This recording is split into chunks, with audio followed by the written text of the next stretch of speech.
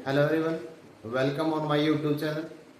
So today we discuss about the nucleus, a topic of the 9th class. ठीक है, तो nucleus क्या होता है? The nucleus, it is the most important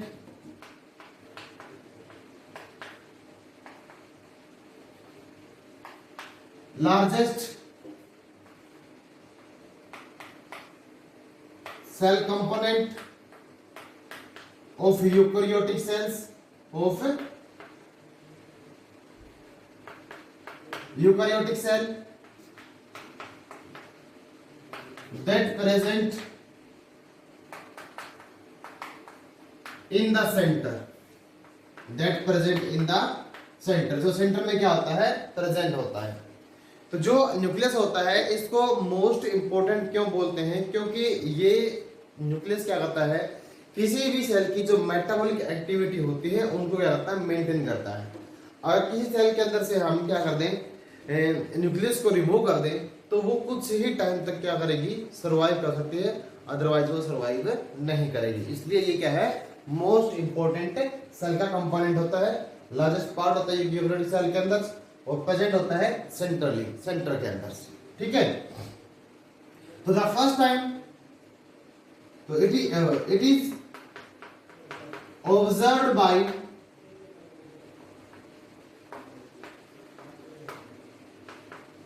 Anton van लीवनहुक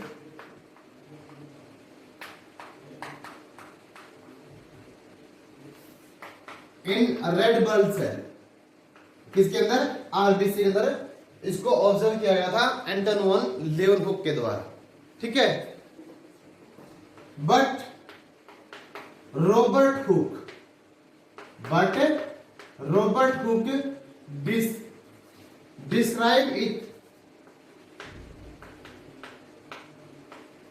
describe it first time. लेकिन Robert Hooke ने इसको first time describe किया था इन द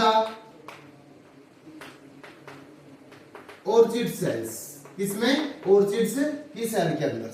जो ऑर्चिड क्या है, प्लांट है, उसकी सेल में सबसे पहले इसको ऑब्जर्व किया था रॉबर्ट ब्राउन ने, और उसको फिर उसके बाद उसको डिस्क्राइब किया था इन 1831 के अंदर। ठीक है, इन 1831 के अंदर।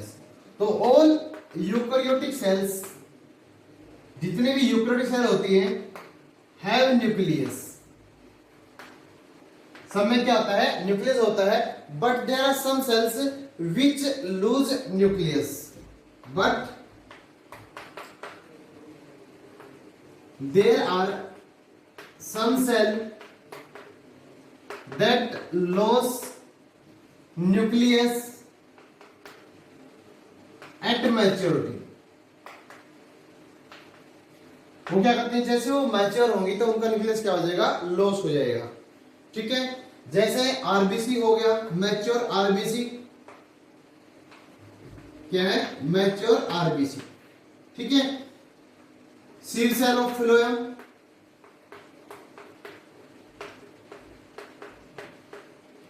तो ये सेल होते हैं, इनमें क्या होता है, ड्यूरिंग द जैसे ये मैच्योरिटी को अटेन करेंगी तो दे लॉस्ट देयर न्यूक्लियस। ठीक है, तो जो हमारे आरबीसी है, जब ये न्यूक्लियस को लॉस कर देगी, ठीक है, तो उसके बाद क्या होता है, ये कुछ ही जो मंथ तक क्या होती है, सर्वाइव कर सकती है।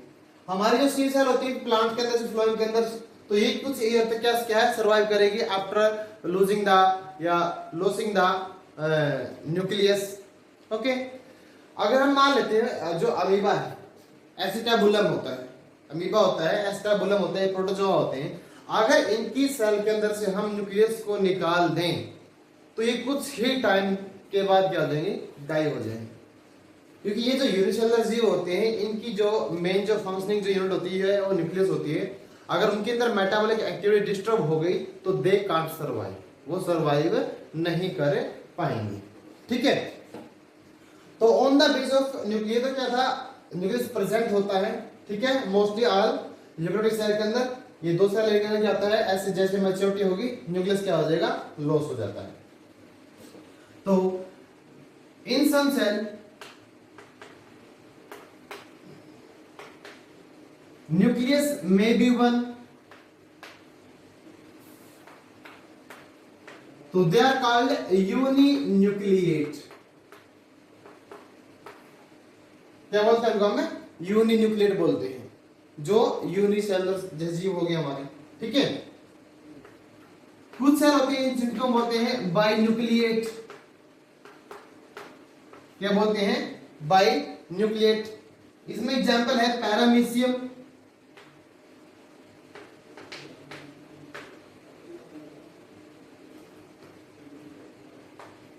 कैडोवाटम। जो पैरामीशियम कैडोवाटम है इसमें क्या होते हैं? टू न्यूक्लियस क्या होते हैं? प्रेजेंट होते हैं। There are some cells they are multinucleate, जैसे हमारी मसल सेल्स होती हैं। Muscle cells are multinucleate in the natures, ठीक है। तो उनमें क्या होता है? काफी सारे क्या होते हैं? न्यूक्लियस प्रेजेंट होते हैं, ठीक है। तो आगे हम देखेंगे कि जो न्यूक्लियस है उसकी स्ट्रक्चर कैसे होती है, ठीक है। तो जो न्यूक्लियस इज ए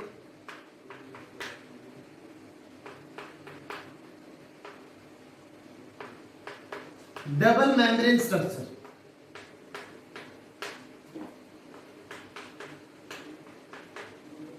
तो न्यूक्लियस क्या है? क्या डबल मेम्ब्रेन स्ट्रक्चर होती है। इसमें दो तरह की क्या होती है? मेम्ब्रेन होती है। एक तो होती है हमारे outer membrane, outer nuclear membrane. Second होती है इनर न्यूक्लियर मेम्ब्रेन। आउटर और इनर न्यूक्लियर मेम्ब्रेन। जो आउटर न्यूक्लियर मेम्ब्रेन होती है इट इज मोर पोरस, छिद्र ज्यादा होते हैं इसके अंदर, पोर्स प्रेजेंट होते हैं, ठीक है। जिससे क्या होता है? मटेरियल्स क्या होता है? न्यूक्लियस के इन और आउट पास आउट होता है, मतलब न्यूक्लियोप्लाज्म से अंदर जाएगा और न्यूक्लियोप्लाज्म से बाहर भी क्या होता है? मटेरियल पास आउट होता है। तो जो आउटर मेम्ब्रेन है ये क्या होती है? थिक होती है, पोरस होती है as compare to the inner, thick और पोर्स। इसमें क्या होते हैं? छिद्र होते हैं। तो जो आउटर मेम्ब्रेन है पोर्स में जो इट अपीयर रफ, कैसे होती है? It appear rough due to presence of ribosome.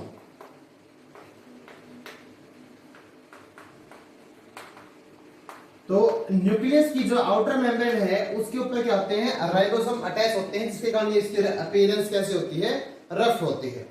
Second thing क्या होती है? जो outer membrane it also connected with the ER, also connected with the ER regularly. ER होता है एंडोप्लाज्मिक रेटिकुलम। किससे जुड़ी होती है? जो न्यूक्लियस होगा, न्यूक्लियस की जो आउटर मेम्ब्रेन होती है वो क्या होती है? एंडोप्लाज्मिक रेटिकुलम से क्या होती है? जुड़ी होती है, ठीक है। तो उसमें क्या होता है? जो हमारा एंडोप्लाज्मिक रेटिकुलम है ये क्या है? ट्यूबुलर सेल ऑर्गेनाइज होती हैं और इसके दो पार्ट होते हैं और मेनली ये प्रोटीन बनने में हमारे सेल में आती है, हेल्प करती है, ठीक है। जो इनर मेम्ब्रेन होती है ये होगी हमारी स्मूथ, ये रखा है ना, किसके कारण? राइबोसोम की प्रेजेंस के कारण। जो इनर मेम्ब्रेन क्या होती है? स्मूथ होती है एंड डेंसर लेयर, सघन होती है, ठीक है। इसको बोलते हैं nuclear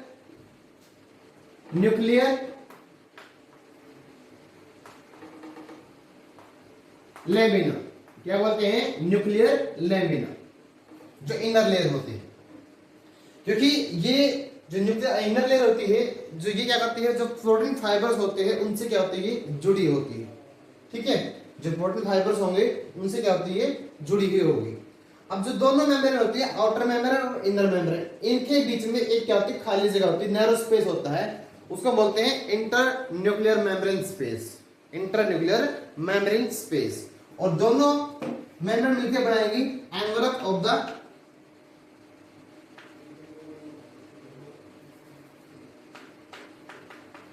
envelope of nucleus.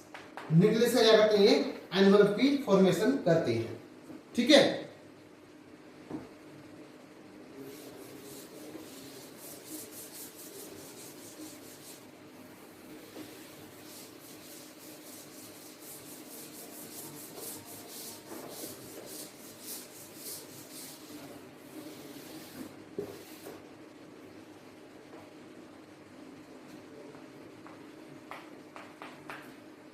Next part है इसका न्यूक्लियस है, न्यूक्लियोप्लाज्म आप इसको बोल सकते हो। न्यूक्लियस का जो लिक्विड मटेरियल होता है, ठीक है, और यह न्यूक्लियोप्लाज्म, न्यूक्लियो माने न्यूक्लियस, प्लाज्म माने liquid, liquid of the nucleus, ठीक है। तो it is viscous fluid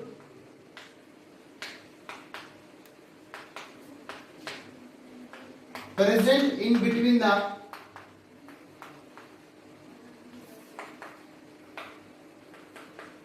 nuclear membrane, nuclear membranes, ठीक है। तो जो न्यूक्लियस है, nucleus is consist of, nucleus का उसमें क्या होता है, न्यूक्लियस कंसिस्ट ऑफ 80% प्रोटीन, क्या होता है इसमें 80% क्या होता है, प्रोटीन होता है। 12% होता है डीएनए, कितना 12%। 7% होता है आरएनए एंड 3% लिपिड्स। क्या होता है 3% क्या होता है, लिपिड्स होता है। तो जो न्यूक्लियर मेटल होता है उसमें क्या होगा, 80% तो क्या मिलेगा आपको, प्रोटीन मिलेगा, 12% मिलेगा आपको डीएनए, 7% मिलता है आरएनए और 3% मिलता है उसके अंदर आपको लिपिड कंटेंट। क्या मिलता है, लिपिड का कंटेंट, ठीक है। तो in the nucleus there are two main components,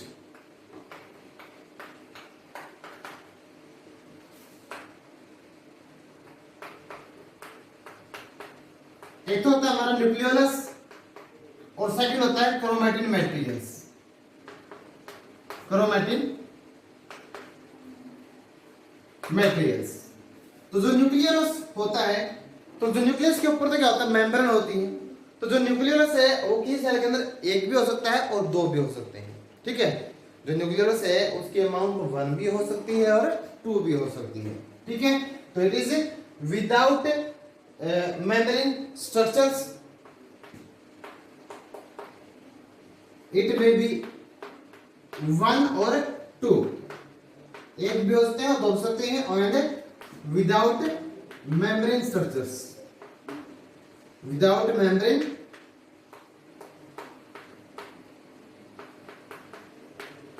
structures.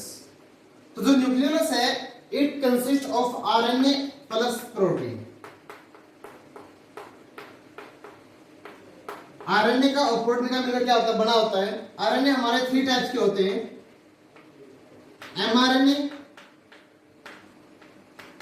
TRNA and rRNA, rRNA. तो हमारा जो न्यूक्लियोलस है इसमें 2 कंपोनेंट मिलेगा आपको, RNA plus protein, RNA plus proteins. Nucleolus का मेन काम होता है formation of the ribosome. Main काम क्या होगा इसका, फॉर्मेशन ऑफ राइबोसोम। इसलिए न्यूक्लियोलस को हम बोलते हैं factory of the ribosome, factory of ribosome. जो राइबोसोम इसके अंदर बनते हैं, तो इसलिए ये क्या उसकी राइबोसोम की क्या है, फैक्ट्री है। किसकी फैक्ट्री है ये, राइबोसोम की फैक्ट्री। कौन, न्यूक्लियोलस, कौन है, न्यूक्लियोलस। नेक्स्ट हमारा क्या है, क्रोमैटिन मेटेरियल है। तो जो क्रोमैटिन मेटेरियल होता है ये थिन थ्रेड लाइक इंटरविनवास होता है क्रोमोसोम्स का। तो it is thin thread like intervene mass of chromosome, mass of chromosome। मतलब न्यूक्लियस के अंदर क्या मिलेगा आपको, कुछ धागे की तरह कुछ आकृति मिलेंगी जो आपस में क्या हो, उलझी हुई होती हैं, ठीक है। वो धागे की आकृति को हम बोलते हैं क्रोमैटिन मैटेरियल्स, ठीक है। क्या बोलते हैं, क्रोमैटिन मैटेरियल। जो क्रोमैटिन है ये mainly made of the DNA plus protein. किसका बना होता है, डीएनए का और प्रोटीन का मिलकर बना होता है। कौन, क्रोमैटिन। न्यूक्लियोलस इसका आरएनए का और प्रोटीन का, क्रोमेटिन डीएनए प्लस प्रोटीन्स, ठीक है। और प्रोटीन कौन सा होता है इसके अंदर, वो प्रोटीन होता है इसके अंदर हिस्टोन प्रोटीन। क्या होता है, हिस्टोन प्रोटीन्स, ठीक है। और मैंने आपको यहां पे बताया था कि जो हमारा जो न्यूक्लियस सैक होता है उसमें 80% क्या होता है, प्रोटीन होते हैं ना। इसमें कुछ प्रोटीन होते हैं वो होते हैं पॉलीमरेज प्रोटीन। कौन सा होगा, पॉलीमरेज, आरएनए और डीएनए पॉलीमरेज, आरएनए पॉलीमरेज और डीएनए पॉलीमरेज। मोस्टली ये प्रोटीन्स क्या होते हैं, एंजाइम, ये एंजाइम है। मैंने आपको एक बात बताई थी शायद 9th लेक्चर में बताई हो, ऑल एंजाइम आर प्रोटीन। जितने भी एंजाइम होते हैं वो सभी प्रोटीन के बने होते हैं, इनको हम प्रोटीन बोल सकते हैं। But all protein is not enzyme, सभी एंजाइम को हम प्रोटीन नहीं बोल सकते। तो मैंने आपको ये जो नाम बताया ये क्या है, प्रोटीन हमारे क्या एंजाइम है। तो एंजाइम किसके बने होते हैं, प्रोटीन के बने होते हैं। तो मोस्टली जो या मेनली दो एंजाइम्स में आरएनए और डीएनए पॉलीमरेज क्या होते हैं, प्रेजेंट होते हैं। तो हम बात करते हैं क्रोमेटिन की। तो मैंने क्रोमेटिन ये बताया है, जो क्रोमेटिन है वो डीएनए का और प्रोटीन का क्या होता है, मिलकर बना होता है। किसका, डीएनए का और प्रोटीन का मिलकर क्या होगा, बना होगा, ठीक है। प्रोटीन कौन सा इसके अंदर, हिस्टोन प्रोटीन है, ठीक है।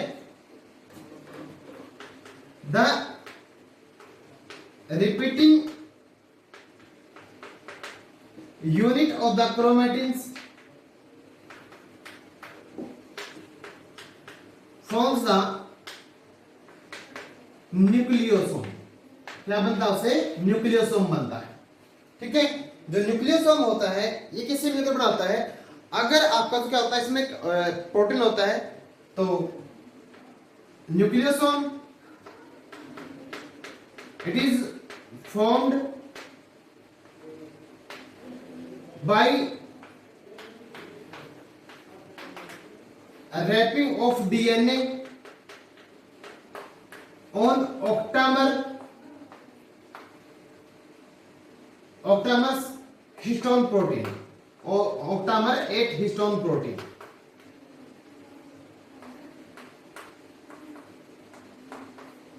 तो जो ऑक्टामर हिस्टोन प्रोटीन है इसको हम बोलते हैं कोर पार्टिकल। क्या बोलते हैं, कोर पार्टिकल्स, ठीक है। क्या बोलते हैं इसको हम, कोर पार्टिकल्स बोलते हैं। अब मान लीजिए क्या होता है, इस तरह से आपको बीड्स के रूप में क्या मिलेंगी, जो स्ट्रक्चर है अपीयर होती दिखेंगी। तो ये क्या होता है, हमारे जो स्मॉल स्मॉल यूनिट होते हैं जो आपस में जुड़ी होती हैं, ये क्या किसको रिप्रेजेंट करती है, न्यूक्लियस के अंदर न्यूक्लियोसोम को किसको रिप्रेजेंट करेंगे, न्यूक्लियोसोम, ठीक है। तो न्यूक्लियोसोम आपस में जो यूनिट होती है वो क्या होती है, डीएनए लिंक से क्या होती है, जुड़ी होती है। किससे जुड़ी होती है, डीएनए लिंक, मतलब small small part of the DNA या small small segment of the DNA.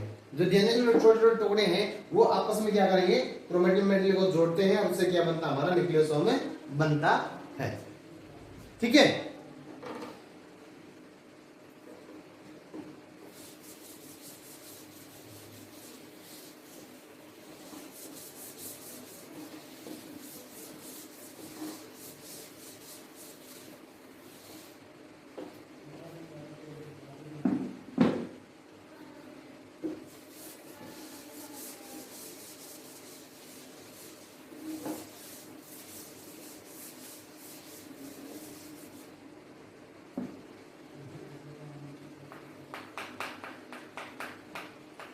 Distinct segment of the DNA, distinct segment of the DNA is called gene. क्या बोलते हैं उसको हम, जीन बोलते हैं। तो जीन क्या होते हैं, small segment of the DNA is called as a gene. और जीन क्या है, unit of the heredity, unit of the heredity. मतलब क्या हो गया कि जो जीन क्या करते हैं, किसकी यूनिट है, हेरिडिटी की। मतलब हेरिडिटी का मतलब क्या होता है, ट्रांसमिशन ऑफ कैरेक्टर या transfer of the character from one generation to the next generation.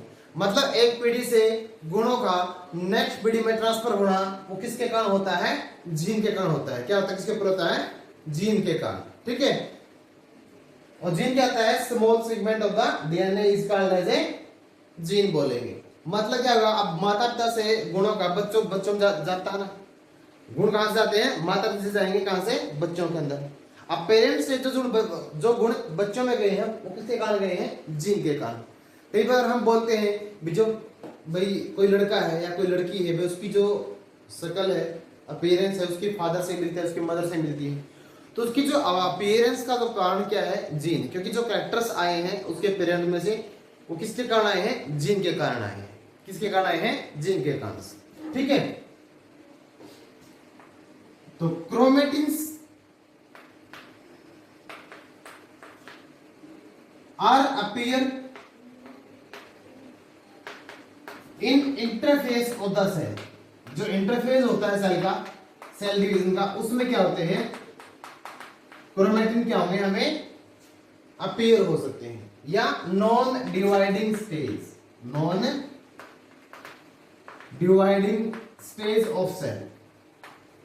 जब सेल डिवाइड नहीं करती तो क्रोमोसोम किसके फॉर्म में होते हैं, क्रोमेटिन फाइबर के रूप में क्या होंगे, प्रेजेंट होंगे। ठीक है, but during the cell division,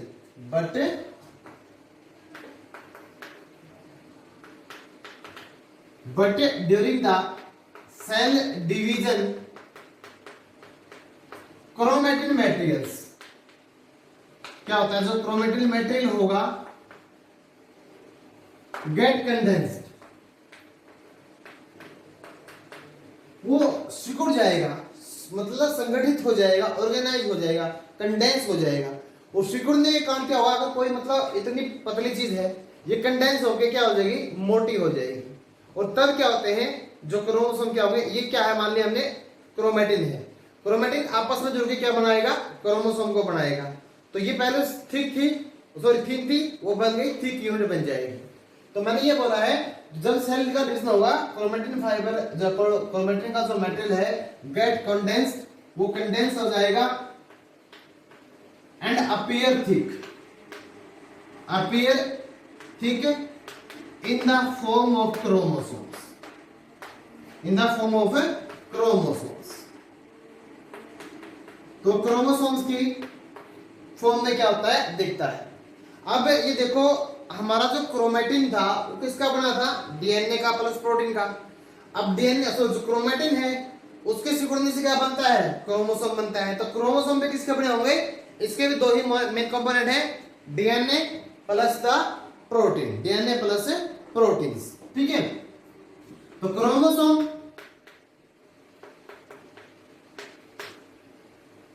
carry the gene, chromosome के ऊपर क्या होते हैं, जीन होते हैं, क्योंकि डीएनए हो गया ना, और डीएनए की सुपर को क्या बोलते हैं, जीन बोलते हैं। तो chromosome carry the gene, chromosome के ऊपर क्या होते हैं, जीन होते हैं, और वो क्या करते हैं, help in transfer of the character from one generation to the next generations.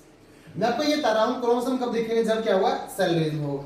ठीक है, सेल डिवीजन के ड्यूरिंग ही हम क्रोमोसोम को अपीयर, मतलब सही की जो स्ट्रक्चर है वो अपीयर कर सकते हैं। और सेल डिवीजन कहां लिखा मैंने, ये रहा। तो सेल डिवीजन में एक स्टेज होती है मेटाफेज, क्या होती है, मेटाफेज। तो मेटाफेज के अंदर जो क्रोमोसोम क्या होते हैं, पूरी तरह से सिकुड़ के एक अच्छी फॉर्म में आ जाएंगे। तो इस स्टेज के ऊपर हम क्रोमोसोम को स्टडी कर सकते हैं। ठीक है, क्या करते हैं, इसकी क्रोमोसोम की स्टडी कर सकते हैं। ठीक है, वैसे तो जो न्यूक्लियस को अगर हम ऊपर से देखेंगे तो सिंपल लाइट माइक्रोस्कोप से देख सकते हैं। अगर आपको उसकी अल्ट्रा स्ट्रक्चर को स्टडी करना है तो आपको इलेक्ट्रॉन माइक्रोस्कोप का सहारा लेना पड़ेगा, ऐसे अपीयर नहीं होगी। अपर से हम ये पहचान सकते हैं न्यूक्लियस प्रेजेंट है इन द सेंट्रली, तो वो आप सिंपल लेके लाइट माइक्रोस्कोप साथ देख सकते हो। तो क्रोमोसोम कैरी द जीन्स। तो एक क्रोमोसोम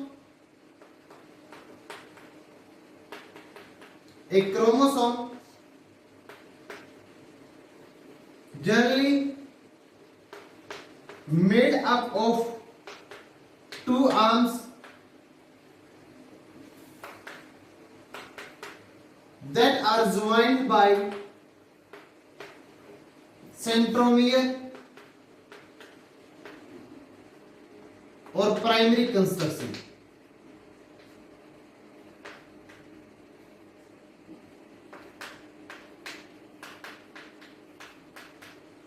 ठीक है, तो जो क्रोमोसोम की दो आर्म होती है, तो कोई भी जो एक क्रोमोसोम क्या होगा, दो आर्म होंगे उसके, और सेंट्रोमियर से क्या होता है, जुड़ा होता है। तो जो क्रोमोसोम की जो अपीयरेंस है वो इस प्रकार से होगी। ये क्या है, एक सिंगल क्रोमोसोम है। क्या है ये, कि सिंगल क्रोमोसोम। ठीक है, तो ये क्रोमोसोम किस अवस्था में है, जब सेल डिवाइड नहीं कर रहे हैं, मतलब ये सेल क्या सिंगल फॉर्म के अंदर प्रेजेंट है।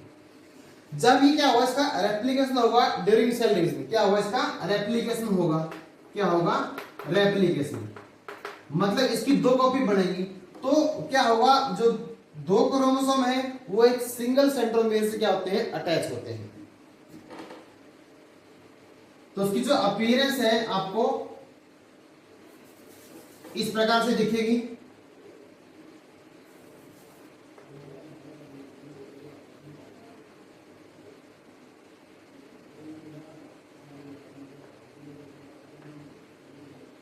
ठीक है, तो ये जो क्रोमोसोम है ये है after रेप्लिकेशंस।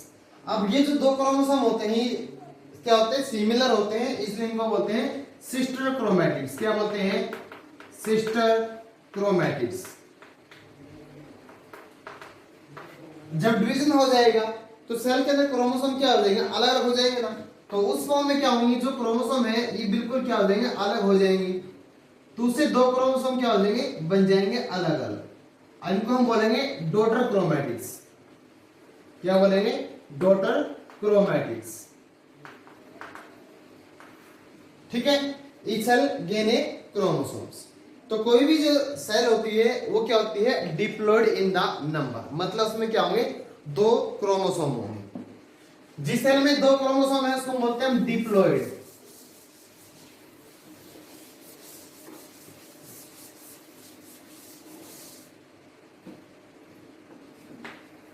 If a cell has two set of chromosome, chromosome के दो सेट हैं, called diploid. Diploid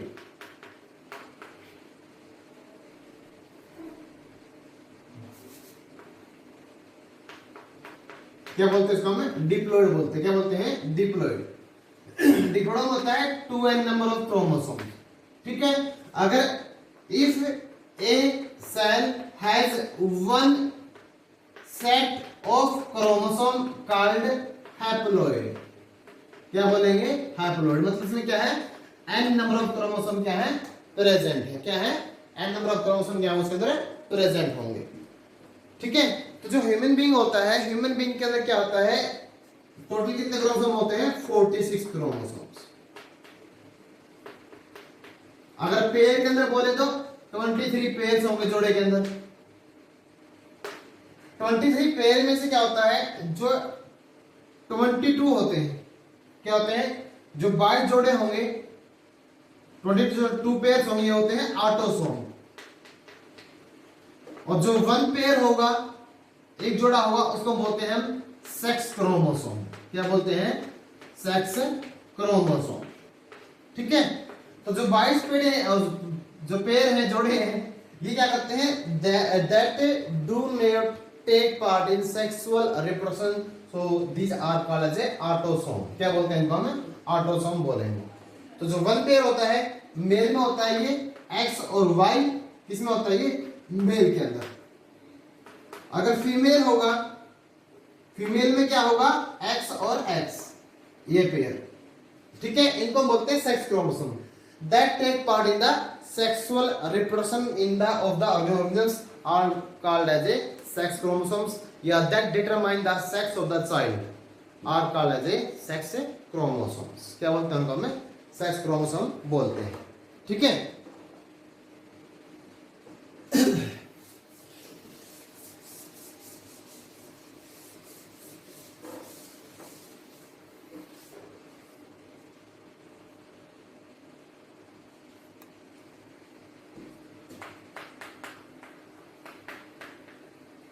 function of the nucleus, nucleus के काम क्या क्या होते हैं, सेल की growth and metabolism.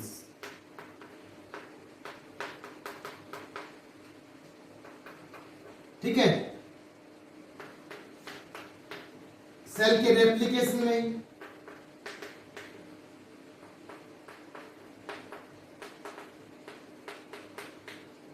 Ribosome formation के अंदर, नंबर 4 हो गया हमारा, जो क्या होगा जेनेटिक इंफॉर्मेशन के अंदर।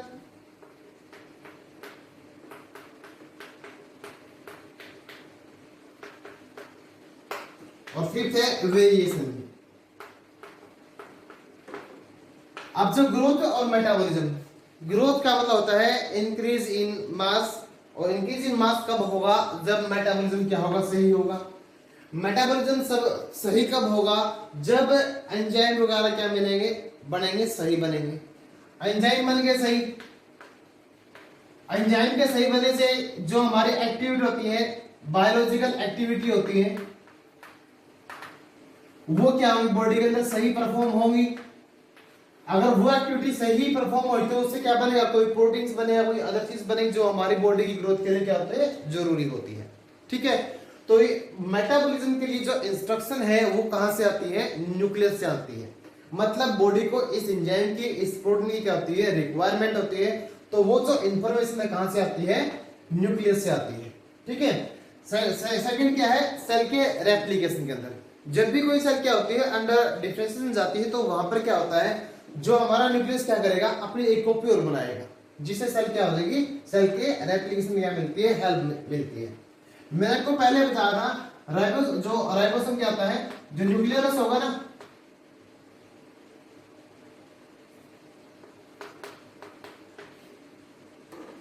जो न्यूक्लियस होता है ये भी क्या है, न्यूक्लियस का पार्ट है। तो इसमें क्या होता है, राइबोसोम बनता है। तो न्यूक्लियस को बोलते हैं राइबोसोम फैक्ट्री बोलते हैं, और राइबोसोम किसमें हेल्प करते हैं, प्रोटीन के बनने में क्या करेंगे, हेल्प करेंगे।